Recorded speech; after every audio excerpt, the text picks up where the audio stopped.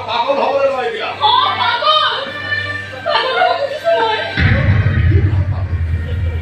আরে তুই আমার একটা ফ্যামিলি আছে না আমি বিখ্যাত মাছ অভাব অভিযোগ শুরু করে তো এখন কোন এক বর্ষে নাই কোন দিন আছে তুই উৎপত্তি আছে